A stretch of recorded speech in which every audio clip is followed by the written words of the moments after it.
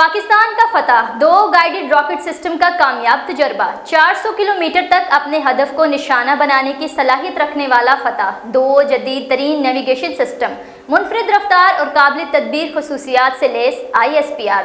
مزید تفصیلات سردار طاہر محمود کی اس رپورٹ میں۔ پاکستان نے فتح 2 گائیڈڈ راکٹ سسٹم کا کامیاب تجربہ کر لیا۔ صدر مملکت، وزیر اعظم، chairman joint chief of staff committee اور آرمی چیف نے کامیاب میزائل تجربے پر فوجیوں اور سائنسدانوں کو مبارکباد دی۔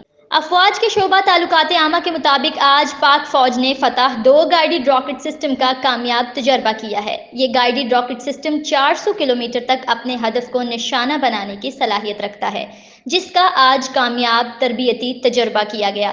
فتح 2 جدید ترین نیویگیشن سسٹم، منفرد رفتار اور قابل تدبیر خصوصیات سے لیس ہے۔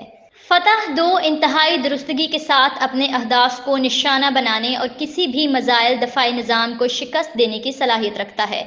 بتایا جا رہا ہے کہ پاکستان نے 2021 میں اپنے دفاعی صلاحیتوں میں اضافہ کرتے ہوئے مقامی طور پر تیار کردہ گائیڈڈ راکٹ سسٹم فتح 1 کا کامیاب تجربہ کیا تھا، جو روایتی جنگی ہتھیار لے جانے کی صلاحیت رکھتا ہے۔ ہتھیاروں کا یہ نظام پاک فوج کو دشمن کی سرزمین پر مزید اندر تک ہدف کی درستگی صلاحیت فراہم کرنے کے لیے لانچ کیا گیا۔ اس کے بعد دسمبر 2023 میں پاکستان نے مقامی طور پر تیار کردہ میزائل سسٹم فتح 2 کی لانچنگ کا آغاز کیا اور پہلا کامیاب تجربہ کیا گیا۔